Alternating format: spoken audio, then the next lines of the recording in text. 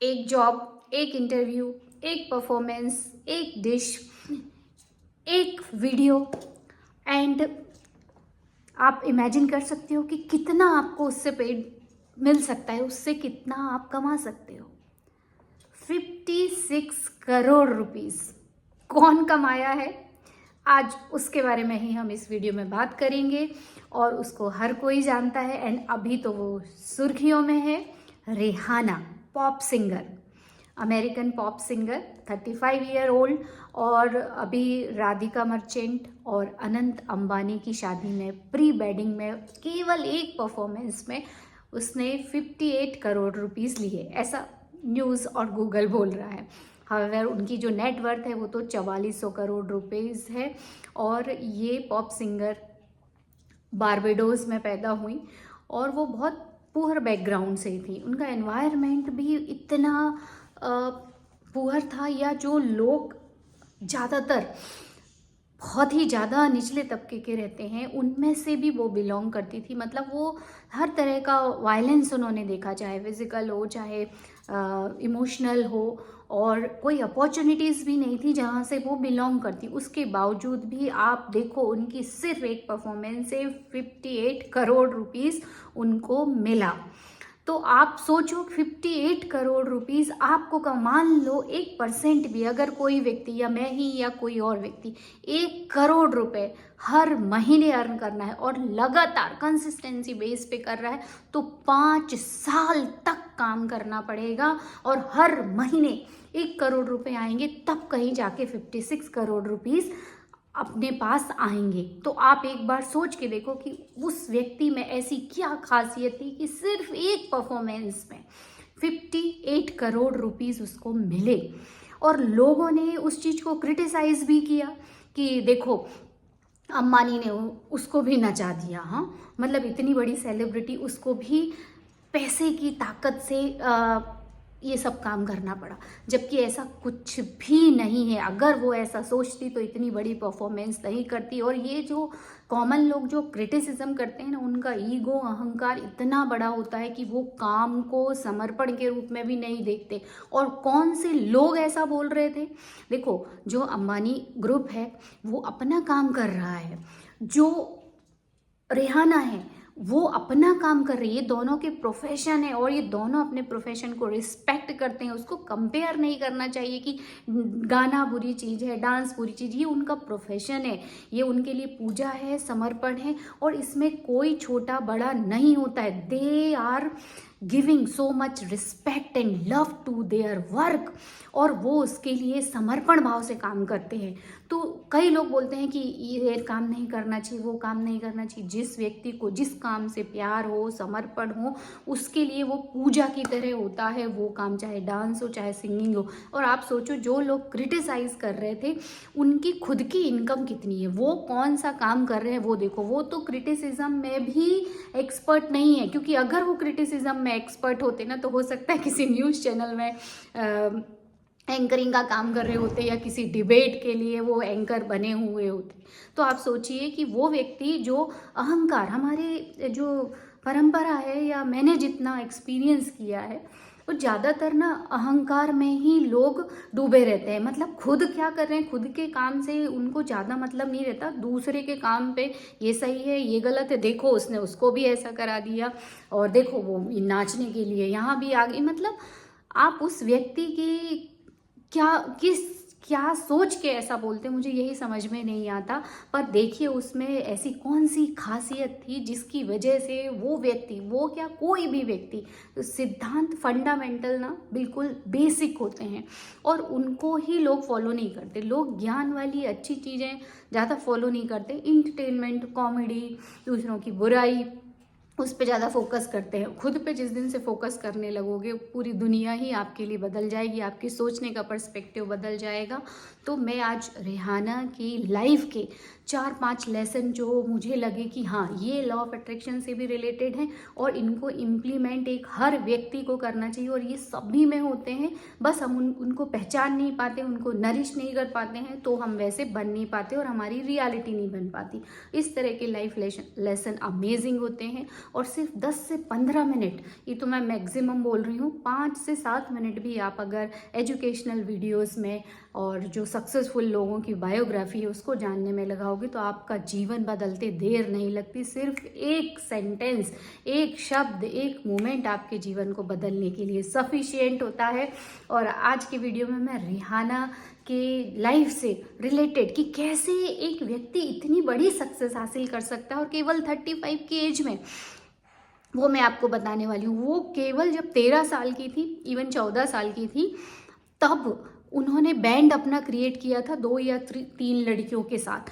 और जब वो एक वहाँ पे प्रोड्यूसर थे या सिंगिंग म्यूज़िक के कंपोज़र, जो भी मुझे एग्जैक्ट नहीं पता, पर उसी फील्ड से रिलेटेड, जब उन्होंने रिहाना का परफॉर्मेंस देखा तो उन्होंने उससे बात करनी चाहिए अपने अगले असाइनमेंट के लिए। तो जैसे ही जिस रूम में वो बुलाया उनको, तो वो 3 लड़कियों का बैंड, जैसे ही वो 2 लड़कियां आई और जैसे ही रिहाना आई तो उनके ये शब्द थे कि I am amazed with her energy. मतलब जैसे ही वो रूम में, कई लोग होते हैं ना जो कोई रूम में आता है and lit up the room, मतलब पूरा लाइट से, या इतनी पॉजिटिव एनर्जी स्ट्रॉन्ग रहती है व्यक्ति की कि वो उससे इन्फ्लुएंस हो जाता है। तो ऐसे ही उनकी भी एनर्जी थी। सोचो 13 से 14 साल में उन्होंने खुद के लिए काम करना शुरू किया। और उनका अगर आप बैकग्राउंड देखोगे तो उनके पिता बहुत सारे एडिक्शंस में पड़े हुए थे। वो भी रोड के किनारे शायद कपड़े वगैरह बेचती थी, पापा उनकी जो भी है पापा के साथ, और उनकी मदर को भी बहुत सारी प्रॉब्लम का सामना करना पड़ा। मतलब आप सोचो, लोग बोलते हैं ना मेरा माहौल ऐसा है, मेरे घर में ये परेशान करते हैं, तो ये सब चीज़ें कोई मायने नहीं रखती हैं when you do all these thing. जो 5 चीज़ें मैं आपको बताने वाली हूँ। तो पहला जो, और इसके बाद एक और बहुत अच्छी बात कि जो 15-16 ईयर की थी वो, तब उन्होंने अपनी पहली चैरिटी भी ओपन कर लिया। आप सोचो 16 साल में लोग कमाना नहीं सीखते हैं और उन्होंने देना सीख लिया। उन्होंने अपनी फाउंडेशन बना ली कि अब मुझे इतना चैरिटी करना है। These all are very common thing. पर अब मैं उनके लेसन आपके साथ शेयर करती हूँ। तो सबसे पहला लेसन जो मैंने उनकी लाइफ की जितनी भी बायोग्राफी जानी उसके अकॉर्डिंगली जो है वो ये है, आप वही अट्रैक्ट करते हो जो आप सोचते हो। यस माय डियर फ्रेंड, वो हमेशा से खुद के बारे में सोचती थी और वो जो काम करना चाहती थी, जैसे उनको सिंगिंग पसंद था तो वो मिरर के सामने, छोटी बच्ची थी वो खुद ही बताती कि मैं मिरर के सामने लिप सिंग करती थी, गाना गाती थी और मुझे ये सब करना बहुत अच्छा लगता था। और वो म्यूज़िक से प्यार करती थी। तो धीरे धीरे उन्होंने ये करना शुरू किया और केवल वो अपने ही उसमें इतना, उस गुण में इतना खोई थी कि जो बाहर की चीज़ें हैं वो उनको इन्फ्लुएंस नहीं कर पाई। और इतनी कम उम्र में उन्होंने इतना बड़ा कदम और वेरी इजीली उठा लिया कि बैंड बना लिया। लोग तो पहले पढ़ाई करते हैं, मतलब इतना दम नहीं रहता है उनमें। तो देखो, जब हम अंदर से क्या हैं हम उसको जीने लगते हैं, उस पर हमें भरोसा रहता है, तो हम वो चीज़ें अट्रैक्ट करने लगते हैं और हमारे पास इतनी हिम्मत भी आ जाती है कि हम वो काम करने लगते हैं। अहिल्या बाई को भी देखो, कितनी कम उम्र में उन्होंने राजपाट संभाल लिया था। 13 साल की उम्र बहुत कम उम्र होती है। और रिहाना का भी यही कि इतनी कम उम्र में भी उन्होंने अपना खुद का बैंड बनाया। तो आप एक बार अपने अंदर झांक के देखिए कि आप में भी कितने सारे गुण थे, पर क्या आपने कभी उन पे भरोसा किया?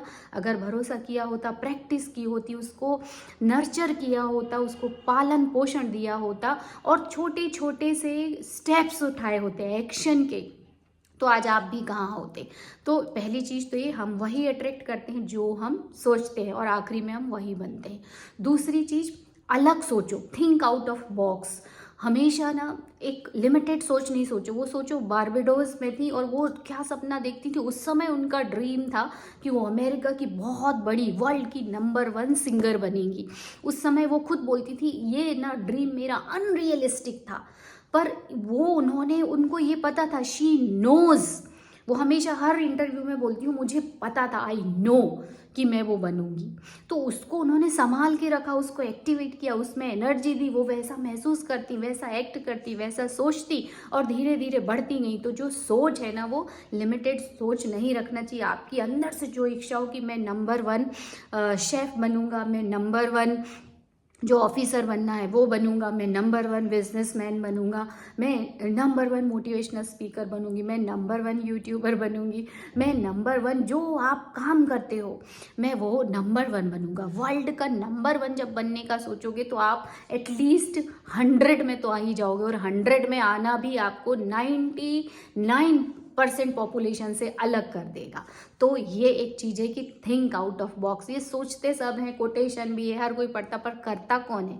जो करता है वही पाता है। तो ये सबसे इम्पॉर्टेंट चीज़ है।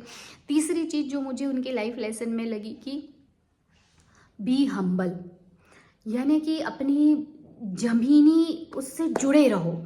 और जो उनका लास्ट था कि लिव योर ट्रुथ, अपनी सच्चाई को जियो, बी योर सेल्फ, अपने अंदर के उस सपने को आप हमेशा जियो और ऑथेंटिक रहो, सच, अपने आप से सच्चे रहो। और यही चीज़ उनको आगे तक लेके गई। और दूसरी बात, उन्होंने पैसे के लिए काम नहीं किया। तो जो थर्ड उनका लेसन है वो ये है कि लव योर वर्क। अगर आप पैसे के लिए कोई काम कर रहे हो तो you will never get success. ये सही बात है कि आप इधर उधर से करके पैसा कमा लोगे, पर आपको जो सेटिस्फेक्शन मिलेगा वो नहीं मिलेगा। और इस दुनिया में आपको दोनों चीज़ें ही चाहिए, क्योंकि ह्यूमन बना ही ऐसा, हमारा माइंड ऐसा ही बना है। हमको लिविंग के लिए अर्निंग भी करना है, साथ में हमें नर्चर भी करना है, हमारी गिफ्ट को एक्सप्लोर भी करना है। तो जब तक आप वो नहीं करोगे आपको संतुष्टि नहीं मिलती है। तो आप अपने काम को जब प्यार करने लगते हो ना, तो फिर आप किसी भी कंडीशन में उसको काम करते हो। जैसे लोग बोलते हैं ना कि बुरा समय आया तो हमने काम बंद कर लिया, जबकि उन्होंने ऐसा नहीं किया। उनके बहुत सारे कोर्ट केस लगे हुए थे और एक तो बहुत लंबा चला, बहुत डिस्प्यूट भी रहे, पर उन्होंने फाइट किया, अपने अधिकार के लिए भी फाइट किया, और उस समय भी उनके वीडियोस रिलीज होते रहे। तो अपने वर्क के लिए कंसिस्टेंसी होना भी जरूरी, और वो तभी है जब वो व्यक्ति उस काम को प्यार करे। तो ये भी उनका एक बहुत बड़ा गुण था कि love your work. And last में सेंडिंग टू द सोसाइटी, मतलब लोगों को जहाँ से उनको जो चीज़ें मिली सोसाइटी में वो उन्होंने देना भी शुरू किया। उसकी वजह से उनकी जो एनर्जी है, गिविंग और रिसीविंग एनर्जी, ये दोनों बैलेंस में रही। हम क्या, हमारी ज़्यादातर लेसन रहते हैं गिविंग गिविंग गिविंग, दूसरों को प्यार दो, दूसरों को अगर आप अच्छा अर्न कर रहे तो मदद करो, फाइनेंशियली मदद करो, इमोशनली मदद करो। पर डिज़र्विंग वाली जो फीलिंग है वो हमारे संस्कारों में या हमें उस पर फेथ नहीं सिखाया जाता, या वेल डिज़र्विंग, मुझे जो एक बहुत बड़ा बिलीव लगता है वो यही है कि हमें डिज़र्विंग नहीं सिखाया जाता।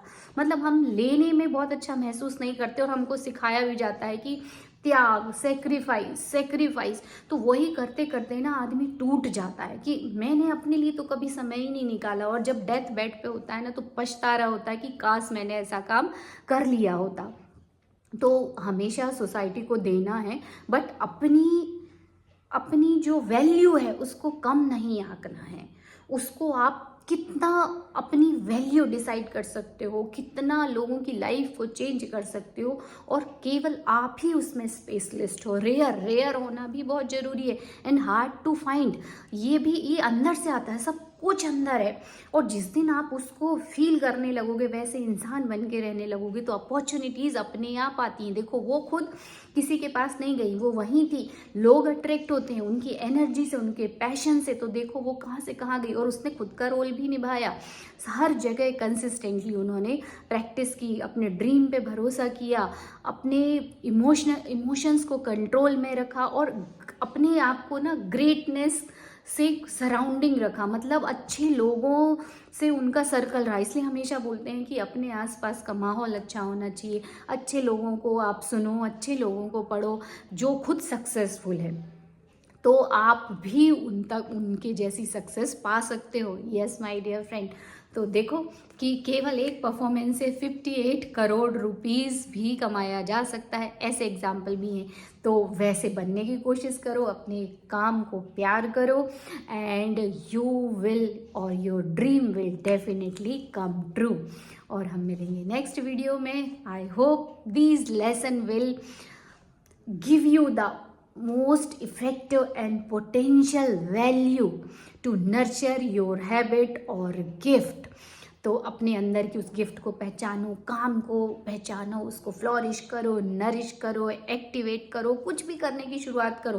क्या उसने पहला गाना गाया होगा और वो हिट हो गई? नहीं, उसने भी ऐसे धीरे धीरे शुरुआत की, तो आप भी शुरुआत कीजिए। शुरुआत करना ही सबसे बड़ी चीज़ है, बाद में तो धीरे धीरे हम उसमें एक्सपर्ट बन ही जाते हैं। तो हम मिलेंगे अब नेक्स्ट वीडियो में।